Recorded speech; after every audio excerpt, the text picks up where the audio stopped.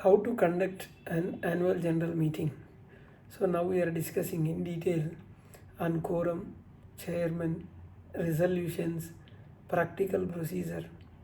So hello friends, welcome back to our AGM Masterclass series.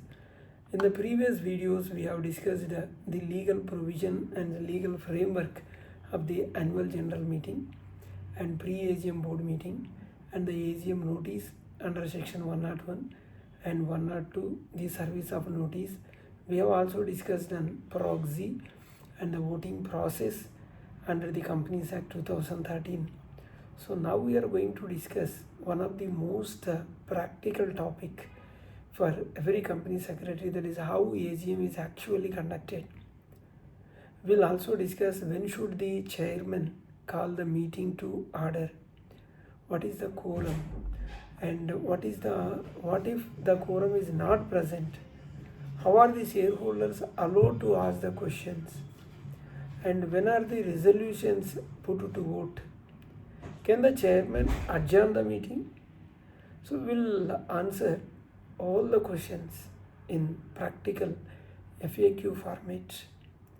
So what is the first activity on the day of the AGM? Friends, the AGM does not begin with the chairman's speech. The first activity is the registration of members attending the meeting. The company secretary verifies the attendance register, authorized representatives, corporate authorizations, identity of proxies wherever applicable, and quorum. Only after ensuring that the required quorum is present should the meeting commence. And what is the quorum? Quorum means the members, number of members, minimum number of members required to be personally present for valid general meeting. Without quorum, the meeting cannot transact any business. Quorum ensures that important decisions are not taken by only few shareholders. That is the reason quorum is required. It ensures that. As per the law, it is mandated. So which section deals with the quorum? Quorum for general meeting is governed under section 103 of the Companies Act 2013. The quorum requirement depends upon the number of the members in the company. For a public company, up to 1000 members. Suppose the shareholders are up to 1000, then the quorum is 5 members. Then more than 1000 and up to 5000 shareholders. This is a public company. Then the quorum is 15 members. Suppose the shareholders are above 5000. This is a public company. So the quorum is 30. Quorum is 30. So this is for public companies. What about private companies? 2 members present. That is a quorum. What happens if the quorum is not present? If the quorum is not present, within half an hour from the scheduled time, the consequences depend upon the how the meeting was convened. If the meeting was convened on the requisition of members, it generally stands cancelled. In other cases, it stands adjourned to the same day in the next week at the same time at the same place.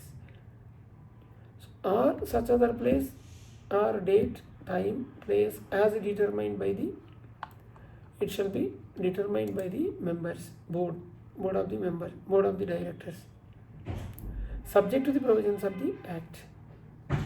So therefore, checking quorum before commencing business is one of the most important responsibility of the company secretary. So who presides over the AGM? AGM presided by the chairman. The Articles of Association generally specifically mentions who shall act as a chairman.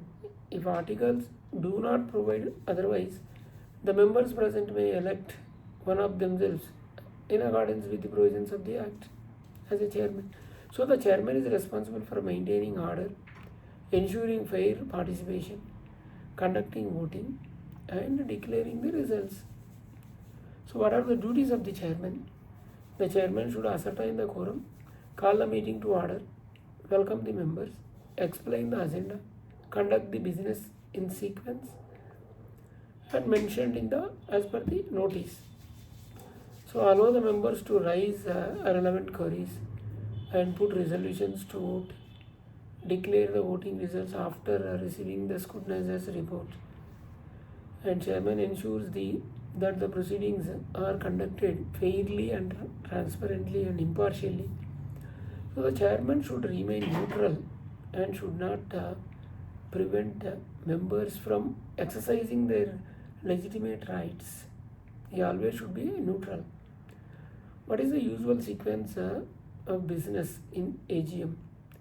A well-conducted AGM generally follows the sequence like confirming the quorum first, then chairman calls the meeting to order, then welcome address will be there, then confirmation that the notice has been circulated, and next with the consent of the members, the notice may be taken as a read where permissible, and auditor's report and secretarial audit report, if applicable, may be taken as read where the law permits.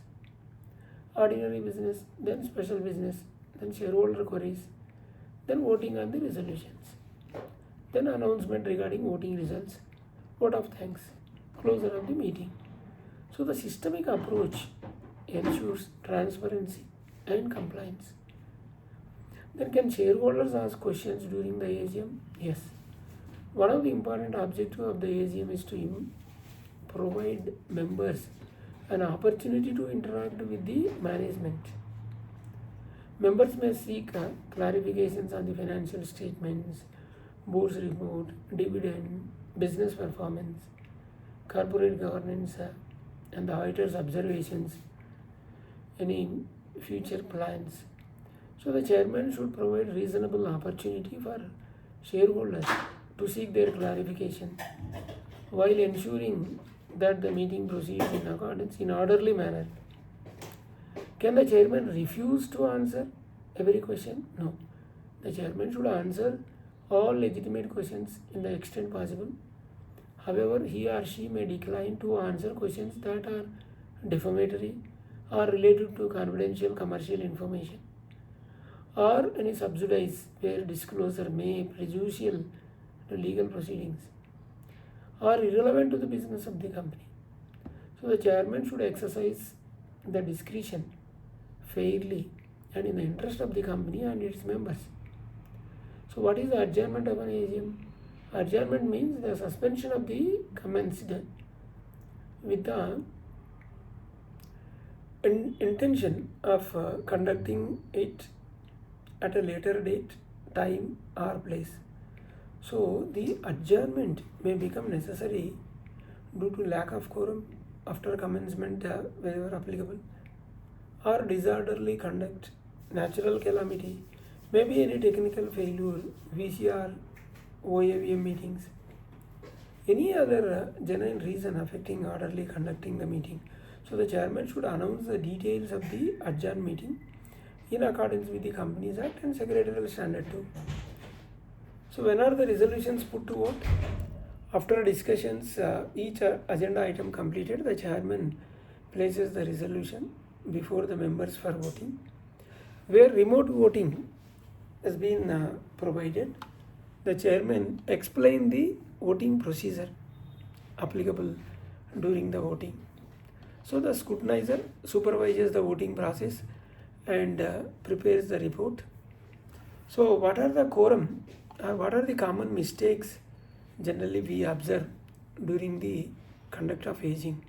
So the company secretary should avoid the mistakes like commencing the meeting without confirming the quorum, taking up items most items not included in the meetings. It happens few cases, sometimes it happens, restricting members from asking genuine questions, declaring voting results before receiving the scrutinizer report.